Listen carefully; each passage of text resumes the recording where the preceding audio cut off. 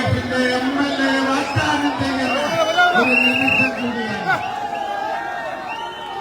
ഈ ഒരു മാറ്റത്തിലേക്ക് നമ്മൾ 3 മാസം മുമ്പ് ഒരുപാട് വില കൊടുക്കേണ്ടി വന്നിട്ടുണ്ട്. നമ്മുടെ പ്രിയങ്കരനായ സുഹൃത്തിന്റെ കണ്ണ് നമുക്ക് നഷ്ടപ്പെടേണ്ടി വന്നിട്ടുണ്ട്. നമ്മുടെ MP-യുടെ തല അടിച്ചു പൊട്ടിച്ചിട്ടുണ്ട്. അതിനൊക്കെ ജനം നൽകുന്ന പ്രതികാരമാണ് ഈ സദസ്സ്. ഈ സദസ്സ് നമ്മളോട് വിളിച്ചു പറയുന്നത് നിങ്ങൾ കാണിച്ച ദാർഢ്യവും ധിക്കാരവും പേരാമ്പ്രയുടെ മണ്ണിൽ ഞങ്ങളിതാ കുടിച്ചു പോകുന്നു എന്നാണ്. ഞാൻ ദീർഘിപ്പിക്കുന്നില്ല. എല്ലാവർക്കും ഈ അഭിവാദ്യങ്ങൾ ജയിക്കും.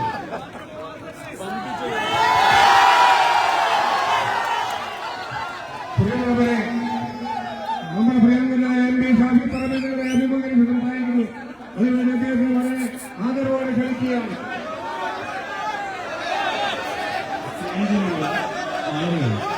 രണ്ട് ഭാഗത്തായി മാറി നിന്നു ഇവിടെയുള്ള പ്രസംഗം കേൾക്കാനും പ്രസംഗത്തിന് ആളുകളെ കാണാനുമുള്ള ഒരു സൗകര്യം ഏതാണ്ട് പ്രത്യേകം കാട്ടി കൊടുക്കണമെന്ന് ജനത്തോട് കിട്ടുന്നു.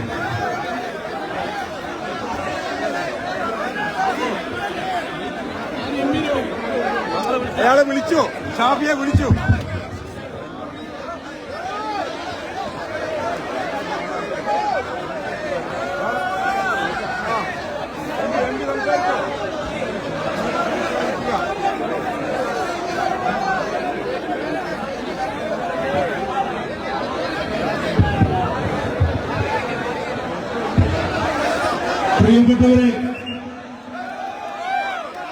പ്രിയപ്പെട്ടവരെ, മച്ചാട് ഗ്രാമപഞ്ചായത്ത് 1-ൽ നിന്ന് 7 അരിക്കുളത്ത് കൂടിയോ? തൊറയൂര് തിരിച്ചു പിടിച്ചോ? ചക്കിട്ടപ്പാറ 25 കൊല്ലം കഴിഞ്ഞ് പിടിച്ചോ? ചങ്ങരോത്ത് തിരിച്ചു പിടിച്ചോ? കൂത്താളി തിരിച്ചു പിടിച്ചോ? പേരാമ്പ്ര തിരിച്ചു പിടിച്ചോ? എണ്ണിക്കോ. പ്രതിപക്ഷ നേതാവിന് വാക്ക് കൊടുക്കുന്നു. പേരാമ്പ്രയിൽ UDF-ന്റെ MLA ഉണ്ടാകും.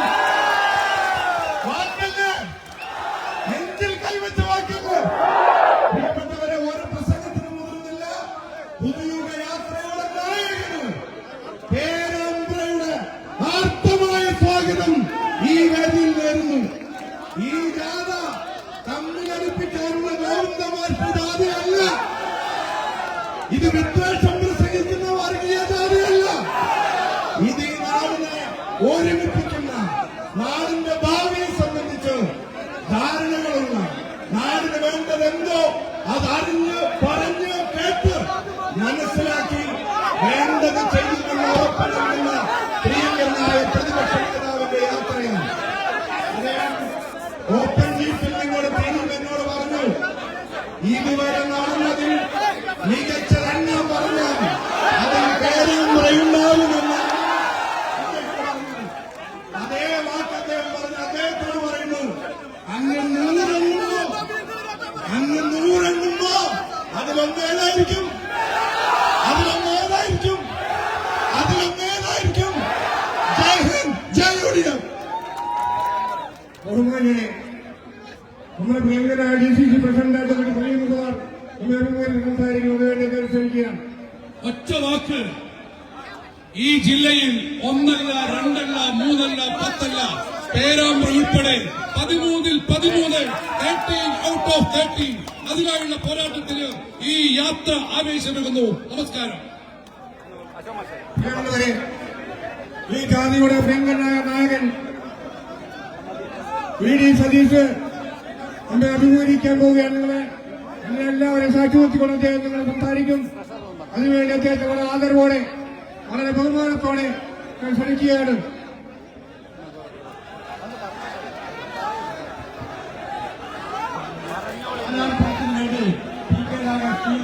DCC സെക്രട്ടറി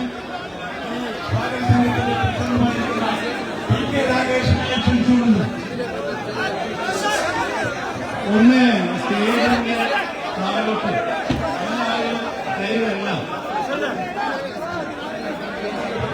ആരാധന ചെയ്യാനുള്ള സമയമുണ്ട്.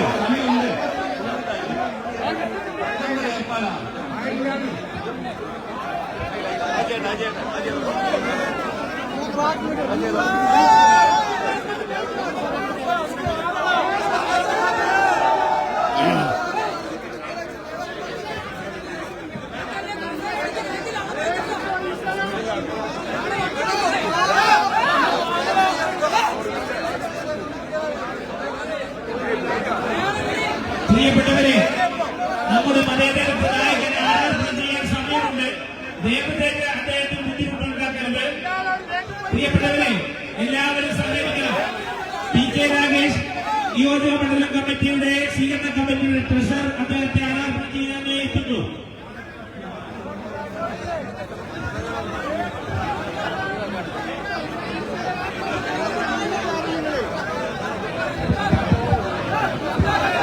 ഈ പരിപാടി വിജയിപ്പിക്കാൻ വേണ്ടിയുള്ള മാർഗത്തിൽ വേദിയില് സൗകര്യം ചെയ്തു കൊടുക്കണം. സ്വാഗത സംഘ കമ്മിറ്റിയുടെ ആധാരപ്പെടുത്തിന് വേണ്ടി PK രാഗേഷിനെ ക്ഷണിക്കുകയാണ്. പ്രിയമുള്ളവരെ, പരിപാടി ഭംഗിയായി നടത്താൻ വേണ്ടി താഴെയുണ്ടാവണം അഭ്യർത്ഥിക്കുകയാണ്.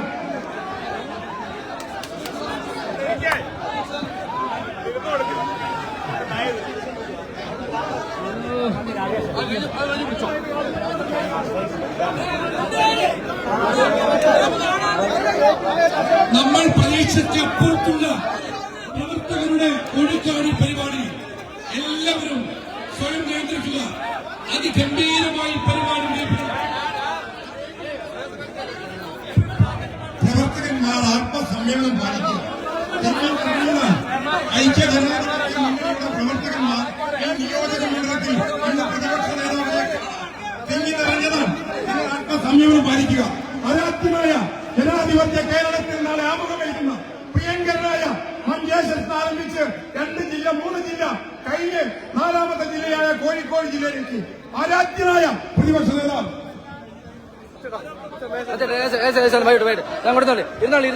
ഇരുന്നോളി പടം കിട്ടൂല.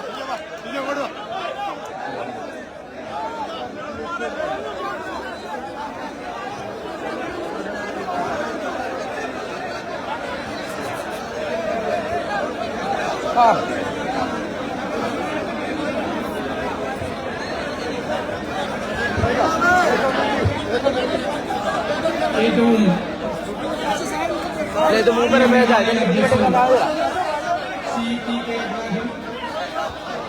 വേദിയിലുള്ള സമ്മതരായ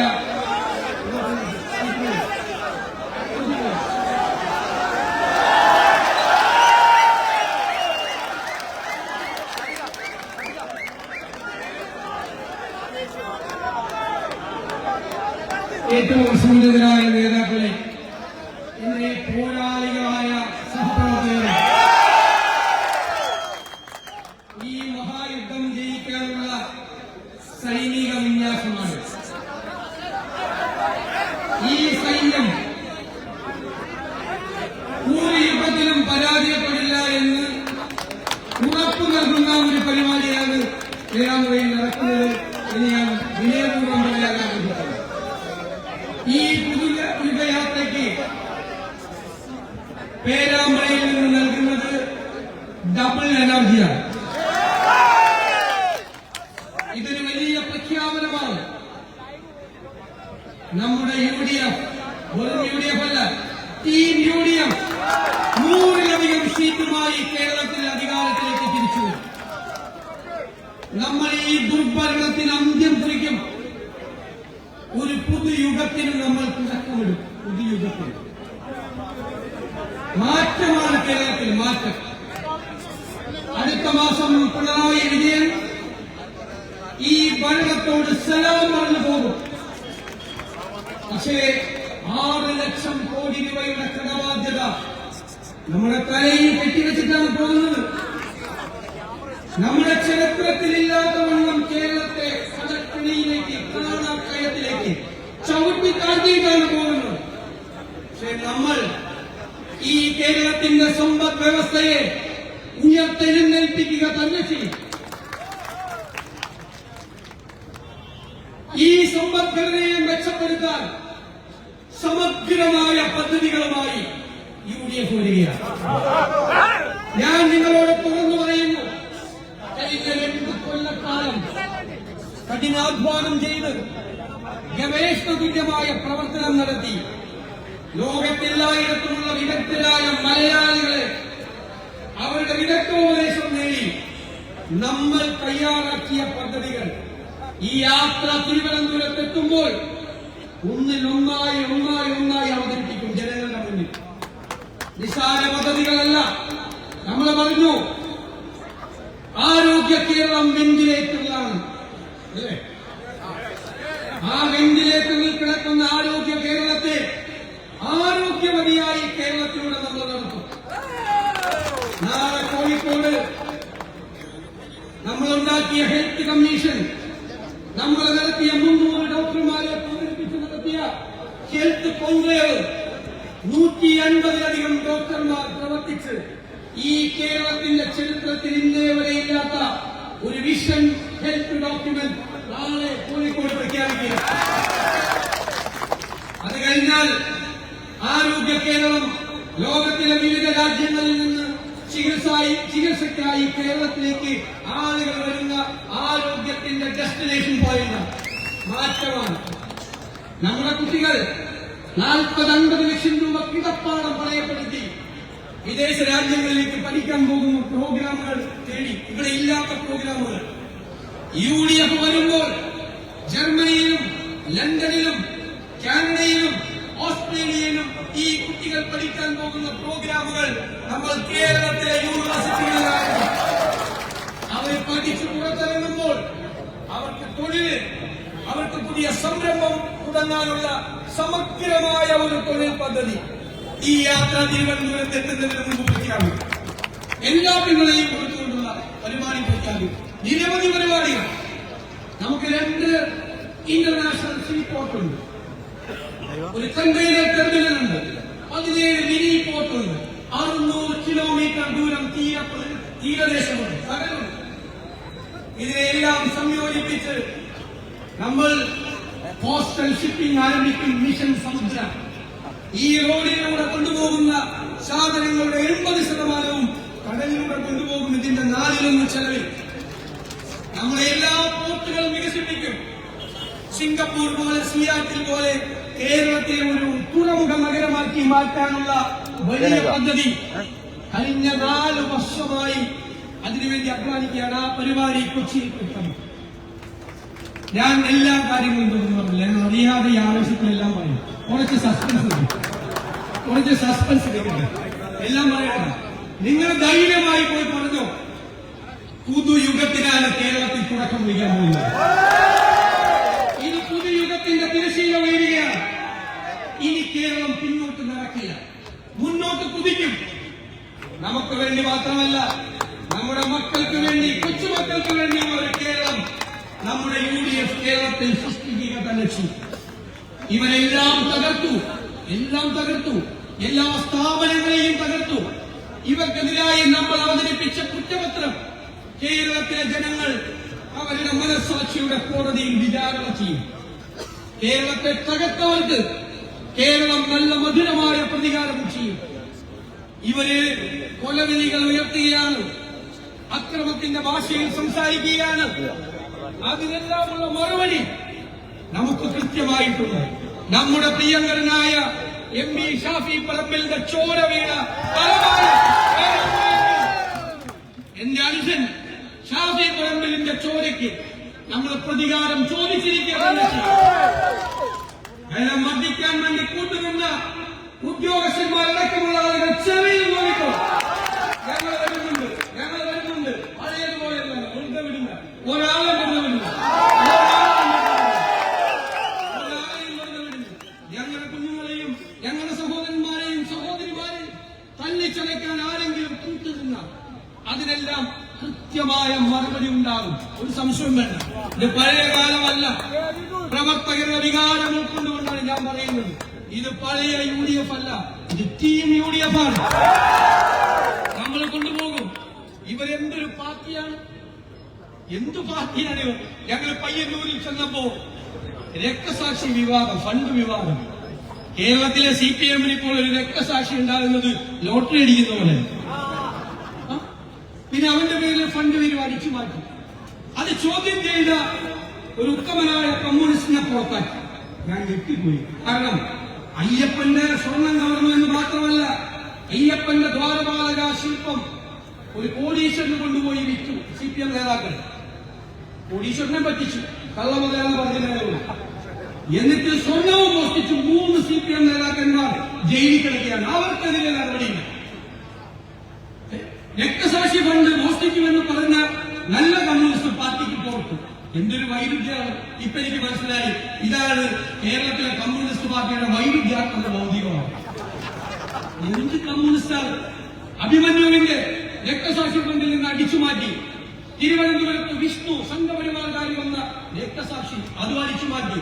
ഞാൻ 5-ാം തീയതി തിരുവനന്തപുരത്ത് നിന്ന് കാസർഗോഡേക്ക് പുറപ്പെടുമ്പോൾ CPM-ന് വേണ്ടി രക്തസാക്ഷിയായ വിഷ്ണുവിന്റെ കുടുംബം കോൺഗ്രസിൽ അംഗത്വം ചേർന്നു. രക്തസാക്ഷികളുടെ കുടുംബം പോലും വെറുക്കുന്ന പാർട്ടിയായി ഈ പിണറായി വിജയന്റെ പാർട്ടി കേരളത്തിൽ മാറി. നിങ്ങളോട് ഞാൻ പറയുന്നു, നല്ല കമ്മ്യൂണിസ്റ്റുകാരെ ചിരിച്ചു. അവർ നമുക്കാണ് ഒട്ടിയാൻ പോകുന്ന തെരഞ്ഞെടുപ്പ്. നല്ല ഇടതുപക്ഷ സഹയാത്രികരുണ്ട്. ഇടതുപക്ഷം വരും, നല്ലത് വരും, മാറ്റം വരുമെന്ന് വിചാരിച്ച് നടന്ന നല്ല മനുഷ്യർ. അവരെ ചേർത്ത് പിടിച്ചു. നമ്മളെക്കാൾ വാശിയായി ഇവരെ താഴെ വെക്കാൻ അവരിറങ്ങിയിരിക്കുകയാണ്. അതിലെ കവി സച്ചിദാനന്ദൻ സാംസ്കാരിക കേരളത്തിന്റെ ബുദ്ധമാണ്. തുടർഭരണം വേണ്ട എന്നാണ് പറഞ്ഞത്. മലയാളിയുടെ പ്രിയങ്കരിയായ നോവലിസ്റ്റ് സാറ ടീച്ചർ എന്താ പറഞ്ഞത്? പിണറായി 3 അയ്യോ വേണ്ട. ഞാൻ പക്ഷെ ഈ പിണറായി 3 അവർ പ്രചരിപ്പിക്കുന്നത് എനിക്ക് സ്വല്പം പ്രോത്സാഹിപ്പിക്കുന്നതാണ്. എന്താ കാര്യമൊന്നുമില്ല. പിണറായി 3 കേൾക്കുമ്പോഴേക്കും എല്ലാവരും തല കൈവിട്ട് എന്റെ അമ്മ ഇവന്മാര് വീണ്ടും പറയണം. അപ്പൊ അതൊന്ന് പ്രോത്സാഹിപ്പിച്ചു, അതൊന്നും കുഴപ്പമില്ല. ഇവരെ ആളുകളെ കബളിപ്പിക്കലാണ്. 2021 പറഞ്ഞു, ഞങ്ങൾ അധികാരത്തിൽ വന്നാൽ ഞങ്ങൾ 2500 രൂപയാക്കും സാമൂഹ്യ സുരക്ഷാ പെൻഷൻ. 4.25 കൊല്ലക്കാലം ഒരു ചില്ലിക്കാശ് കൂട്ടിയോ? ചില്ലിക്കാശ് കൂട്ടിയില്ല. ഇലക്ഷന്റെ തലയാഴ്ച 400 രൂപ കൂട്ടാം. അപ്പൊ ഞങ്ങൾ പറഞ്ഞു, കേരളത്തിലെ ജനങ്ങളുടെ സാമാന്യ ബുദ്ധിയെ നിങ്ങൾ വെല്ലുവിളിക്കരുത്. അവരെന്ത് ചെയ്തു? ആ 400 രൂപ മേടിച്ച് പോക്കറ്റിൽ. എന്നിട്ട് പോളിംഗ് ബൂത്തിൽ പോയി UDF വോട്ട് ചെയ്തു. അപ്പൊ മനുഷ്യരാവ് നമ്മുടെ നമ്മളെ പണം മേടിച്ച് UDF വോട്ട് ചെയ്തത്. അവര് കൊള്ളരുതാത്തവന്മാരായിട്ടല്ല, ബുദ്ധിയുള്ളവരായിട്ടാണ്. അവർക്കറിയാം ഇവര് 2 മാസം പെൻഷൻ കൊടുക്കുള്ളൂ, അടുത്ത 5 കൊല്ലം അവർക്ക് പെൻഷൻ കൊടുക്കേണ്ടത് UDF ആണ് എന്ന് തിരിച്ചറിയാനുള്ള ബോധ്യം കേരളത്തിലെ പാവപ്പെട്ടവർക്കുണ്ട്. എന്തെല്ലാം പ്രഖ്യാപനങ്ങളാണ് ഇപ്പോ. ഗജനാവി പൂച്ച വെച്ചിടക്കുക. സംശയമുണ്ട്, പൂച്ച എവിടെ പ്രസവിക്കുന്നത്? എന്റെ വീട്ടിൽ പൂച്ചയുണ്ട്. പൂച്ച പ്രസവിക്കാൻ നേരത്തെ 2 ദിവസം പരിഭ്രാന്തിയായിട്ട് അവസാനം ഒഴിഞ്ഞ ഒരു മൂലകം, ഒരു ആക്ടിവിറ്റി ഇല്ലാത്ത സ്ഥലം കണ്ടെത്തി പൂച്ച അവിടെ പ്രസവിച്ചു. ഇന്ന് കേരളത്തിൽ പൂച്ചയ്ക്ക് പ്രസവിക്കാൻ പറ്റിയ ഏറ്റവും ബെസ്റ്റ് സ്ഥലം ഈ സർക്കാരിന്റെ ഖജനാവ് ഒന്നുമില്ല. എന്നിട്ട് പ്രഖ്യാപനമാണ്. കാസർഗോഡ് 7000 കോടി, ഇടുക്കിക്ക് 5000 കോടി, തീരദേശത്തിന് 12,000 കോടി. ഞങ്ങൾ എഴുതി ചോദിക്കുകയാണെങ്കിൽ അസംബ്ലിയിൽ. അപ്പൊ ഒറ്റ പൈസ ചെലവാക്കിയിട്ടില്ല. ഞാൻ ധനകാര്യ മന്ത്രിയോട് പറഞ്ഞൊരു പണി, എന്തിന് 7,000 കോടിയാണ്, ഒരു 70,000 കോടി പ്രഖ്യാപിച്ചാൽ മതിയല്ലോ, ചെലവാക്കേണ്ടല്ലോ. ഇവര് കഴിഞ്ഞ 5-6 വർഷക്കാലം പ്രഖ്യാപിച്ച ആ തുക എന്ന് എടുത്തു നോക്കിയാൽ നമ്മുടെ അത് മാത്രം വീട്ടിൽ കൊണ്ടേ കൊടുത്താൽ മതി. തെരഞ്ഞെടുപ്പ് വീട്ടിൽ കൊണ്ടേ കൊടുത്താൽ മതി. KSEB ഉമ്മൻചാണ്ടി സാറിന്റെ കാലത്ത് ലാഭത്തിലാക്കി 22 പൈസ യൂണിറ്റിന് കുറച്ചു കൊടുത്തു. ഇപ്പൊ 10 കൊല്ലം കൊണ്ട് ലാഭത്തിലാക്കിയല്ല, നമ്മൾ ഇറങ്ങിപ്പോകുന്നത്. ഇപ്പൊ 50,000 കോടിയുടെ നഷ്ടമാണ്. അത്രേ പറ്റുള്ളൂ 10 കൊല്ലം കൊണ്ട്. 4 പ്രാവശ്യം വൈദ്യുതി ചാർജ് കൂട്ടി. പിന്നെ കേരളത്തിന് ഒരു 1-ാം സ്ഥാനമുണ്ട്, അത് പറയാതിരിക്കാൻ പറ്റും. എന്താണ്? ഇന്ത്യയിൽ ഏറ്റവും കൂടുതൽ വിലക്കയറ്റമുള്ള 1ാമത്തെ സംസ്ഥാനം കേരളം. സപ്ലൈകോ 11 മാസമായിട്ടാണ്. വേറെ 1-ാം സ്ഥാനം ആർക്കും വിട്ടുകൊടുക്കില്ല. സപ്ലൈകോ കൂട്ടാതായി. മെഡിക്കൽ സർവീസസ് കോർപ്പറേഷന് കോടികൾ ജീവനക്കാർക്കും പെൻഷൻകാർക്കും അധ്യാപകർക്കും കൊടുക്കാനുള്ളത് 1 ലക്ഷം കോടി. കാരുണ്യ പദ്ധതിക്ക് കൊടുക്കാനുള്ളത് 1200 കോടി. കോടികൾ കടമാക്കിയിട്ടാണ് ഇവര് പോകുന്നത് എന്ന് നമ്മൾ തിരിച്ചറിയണം. എന്നിട്ട് ക്രിമിനലുകളുടെയും ഗുണ്ടകളുടെയും നാടായി കേരളം മാറി. ഞാൻ പറഞ്ഞു TP ചന്ദ്രശേഖരൻ കൊലക്കേസിലെ പ്രതികൾക്ക് എത്ര പരോൾ കൊടുത്തേക്കുമെന്നറിയോ? 1000 ദിവസം. 3 കൊല്ലത്തിൽ കൂടുതലല്ല, പുറത്താണ്. സാധാരണ പരോൾ കൊടുക്കുന്നത് ഏറ്റവും അടുത്ത ബന്ധുക്കൾ മരിക്കുമ്പോൾ, അല്ലെങ്കിൽ ഏറ്റവും അടുത്ത ബന്ധുക്കൾ ചികിത്സയിലാകുമ്പോൾ. ഇവരുടെയൊക്കെ ബന്ധുക്കൾ 1000 ദിവസം മരിച്ചാൽ 1000 ദിവസം പുറത്തു നിർത്താൻ വേണ്ടി കൊടുത്തിരിക്കുക. പിന്നെ ജയിലിലാണെങ്കിൽ അതിനേക്കാളും സുഖമാണ്. ഏറ്റവും ലേറ്റസ്റ്റ് ഫോണും വേണമെന്നുള്ളൂ. CPM ജില്ലാ കമ്മിറ്റി അപ്പോ iPhone 17 ആണ് ഇപ്പോഴത്തെ ലേറ്റസ്റ്റ്. അതുകൊണ്ട് കൊടുക്കും. അത് 18 ആയ അപ്പം മാറ്റണം. അമ്മ കൊടുക്കും. ഭക്ഷണം തലേ ദിവസം പറയും. ജയിലിന്റെ കഴിവ് പറയുന്നത് അടവുള്ളിയല്ല. രാവിലെ യൂറോപ്യൻ ബ്രേക്ക്ഫാസ്റ്റ്, ഉച്ചയ്ക്ക് ചൈനീസ് ആയി, രാത്രി തന്തൂരി ചിക്കൻ, മറ്റേ സാധനം തലയാഴ്ച ബ്രാൻഡ് ഏതാണെന്ന് പറയും. അത് കൊണ്ടേ കൊടുക്കും. എന്താണെന്നറിയോ? പുറത്തു പോയാൽ 5 സ്റ്റാർ ഹോട്ടലിലെ പരിപാടി ഭക്ഷണം കഴിക്കുന്നു. എന്താ കാര്യം എന്നറിയോ? TP ചന്ദ്രശേഖരൻ കേസിൽ ഒരു ഗൂഢാലോചന ഉണ്ടെന്ന് എഴുതുന്നുണ്ട്. ആ ഗൂഢാലോചനയിൽ പങ്കാളികളായ ആളുകൾ ആരാണെന്ന് ഇവന്മാർ പറയും എന്ന് പറഞ്ഞിട്ട് അത് പുറത്തു വന്നാൽ ഇപ്പൊ സ്റ്റേറ്റുകാരിൽ അടക്കം പലരും ജയിലിൽ പോകും. അത് പറഞ്ഞ് പേടിപ്പിച്ചിട്ട് ഒരു ബ്ലാക്ക് മെയിൽ ചെയ്തിട്ടാണ് ഈ ഫോണും ഫുഡും മറ്റതൊക്കെ മേടിക്കുന്നത്. എന്താ പിന്നെ ഞാൻ ഞെട്ടിക്കും. കഴിഞ്ഞ ദിവസം പിണറായി വിജയൻ സ്റ്റേറ്റ്മെന്റ്, കേരളത്തിൽ സാങ്കേതിക വിദ്യ കേരളം സ്വീകരിച്ചു കഴിഞ്ഞു. ഞാൻ നോക്കിയിട്ട് ഒരു തരത്തിൽ കാണാനില്ല. അപ്പോഴാണ് ഒരു വാർത്ത വരുന്നത്, നമ്മുടെ ജയിലിൽ നിന്ന് തടവുപുള്ളികൾ പരോള് കിട്ടാൻ വേണ്ടി DIGക്ക് കൈക്കൂലി കൊടുക്കുന്നത് ഗൂഗിൾ പേയിലാണ്. അപ്പൊ ലോകത്താദ്യമായി കൈക്കൂലി ഗൂഗിൾ പേയിൽ അയക്കുന്ന സംസ്ഥാനമായി പിണറായി എന്താണ് ഇവർ ചെയ്തുകൊണ്ടിരിക്കുന്നത്? എന്തെല്ലാമാണ് ചെയ്യുന്നത്? കേരളത്തെ തകർത്ത് തരിപ്പണമാക്കിയിട്ട് ഇവര് വർത്തമാനം പറയാൻ വർഗീയതയാണ്. വായെടുക്കാൻ പാർലമെന്റ് ഇലക്ഷൻ ഓർമ്മയുണ്ടോ? ഷാഫിയൊക്കെ മത്സരിക്കുമ്പോൾ 35 ദിവസത്തെ പ്രസംഗം എടുക്കുന്നത്. അത് ന്യൂനപക്ഷ പ്രേമമാണ്. ഗാസയിലെ കുഞ്ഞുങ്ങൾ, പാലസ്തീനിലെ യുദ്ധം, ഇസ്രായേൽ, അവരൊക്കെ രജിസ്റ്റർ ന്യൂനപക്ഷത്തിന് പണ്ടേ മനസ്സിലായി. ഇത് വെറുതെ പറഞ്ഞായിരുന്നു. അവരാരും വോട്ട് ചെയ്തില്ല. തെരഞ്ഞെടുപ്പ് കഴിഞ്ഞപ്പോ പ്ലേറ്റ് മാറ്റി. പിന്നെ നേരെ ഭൂരിപക്ഷ പ്രേരണമാണ്. ഡൽഹിയിൽ പോയി മലപ്പുറത്തിനെതിരായി ഇന്റർവ്യൂ കൊടുത്തു. മെസ്സേജ് കൊടുത്ത ഉടനെ കിങ്കരന്മാർ AK ബാലൻ, സജി ചെറിയാൻ എല്ലാവരും പിന്നെ ഇടയ്ക്കിടയ്ക്ക് പോയി ചിലർക്ക് പൊന്നാറിയിടുമല്ലോ മുഖ്യമന്ത്രി. വർഗീയത പറയും. അവരെ കൊണ്ടു ഒക്കെ പറയിപ്പിക്കാൻ തുടങ്ങി. വർഗീയത, കംപ്ലീറ്റ് വർഗീയത. ഇപ്പൊ ഈ തെരഞ്ഞെടുപ്പ് കഴിഞ്ഞപ്പോ മൊത്തം കൺഫ്യൂഷൻ. ഭൂരിപക്ഷമില്ല, ന്യൂനപക്ഷമില്ല കൂടുതൽ. ഞങ്ങൾ പറയുന്നു, കേരളത്തിലെ UDF പറയുന്നു, ഒരാളും കേരളത്തിന് ഈ വർഗീയത പറയണ്ട. നമ്മൾ എതിർക്കും. ഭൂരിപക്ഷ വർഗീയത പറഞ്ഞാലും ന്യൂനപക്ഷ വർഗീയത പറഞ്ഞാലും കേരളത്തിലെ UDF മതേതര നിലപാടാണ്. വിട്ടുവീഴ്ചയില്ലാത്ത മതേതര നിലപാട്, വെള്ളം ചേർക്കാത്ത മതേതര നിലപാട്. തെരഞ്ഞെടുപ്പിന്റെ പാരമ്പര്യത്തിൽ നിന്നാലും വോട്ട് കിട്ടാൻ വേണ്ടി ഒരു വർഗീയവാദത്തെയും നമ്മൾ മാറിയിടില്ല. അതിന്റെ പുറകെ പോകില്ല. ഞാൻ കരുതുന്നു മതേതര കേരളം നമ്മുടെ ഈ മതേതര നിലപാടിനെ ഇരു കൈകളും നീട്ടി ഹൃദയത്തിലേക്ക് സ്വീകരിക്കും. അപ്പോ ഞാൻ പറയുന്നു, 100-ലധികം സീറ്റുമായി UDF അധികാരത്തിലേക്ക് വരുമ്പോൾ പേരാമ്പ്ര നിങ്ങൾ തൂക്കില്ലേ? ഞാൻ നിങ്ങളെ ഏൽപ്പിക്കുന്നു. വേദിയിലുള്ള നേതാക്കളെയും നിങ്ങളെയും ഏൽപ്പിക്കുന്നു. പേരാമ്പ്രയിൽ വിജയിക്കണം. ഏറ്റവും ഉറപ്പ് എല്ലാവരും എന്ന് പറയാം. ഞാൻ ആ ഉറപ്പിന്റെ ഹൃദയത്തിലേക്ക് ഏറ്റുവാങ്ങി ഈ യാത്രയുമായി മുന്നോട്ട് പോകുന്നു. നേരത്തെ ഷാഫി പറഞ്ഞതുപോലെ ഇതുവരെ കിട്ടിയ സ്വീകരണങ്ങൾ ഏറ്റവും മുൻപന്തിയിൽ നിൽക്കുന്ന സ്വീകരണങ്ങളിൽ നിങ്ങൾക്കതിന് കഴിയും. ഞാനാണ് പറയുന്നത്, നിങ്ങൾക്കതിന് കഴിയും. എന്നെ പലരും പരിഹസിച്ചു. 4 കോർപ്പറേഷൻ കിട്ടും, 60% മുനിസിപ്പാലിറ്റി കിട്ടും, 7 തൊട്ട് 9 വരെ ജില്ലാ പഞ്ചായത്ത് കിട്ടും, 8ാമത്തെ ജില്ലാ പഞ്ചായത്ത് ഓരോരുത്തരും, 9ാമത്തെ ജില്ലാ പഞ്ചായത്ത് 2 കൊണ്ടാണ് പോയത്. 55% പഞ്ചായത്ത് കിട്ടും, 60ന്റെ അടുത്ത് കിട്ടി പഞ്ചായത്ത്. പറഞ്ഞപ്പോ പലരെ കളിയായി. ഞാൻ ഇതിൽ നിന്ന് എന്റെ അസസ്മെന്റ് പറയാൻ പറയാം. ഉറപ്പായ അതിനുള്ള മുഴുവൻ ഉത്തരവാദിത്വം ഒരിക്കൽ കൂടി ഏൽപ്പിച്ച് ഇന്നിവിടെ നൽകിയ, ഞാൻ വാക്കുകൾ കൊണ്ട് വിശേഷിപ്പിക്കാൻ എനിക്ക് കഴിയാത്ത ഈ സ്വീകരണത്തിന് നന്ദി പറയാൻ വാക്കുകളില്ലാതെ ഞാൻ ചുരുക്കി. നാളെ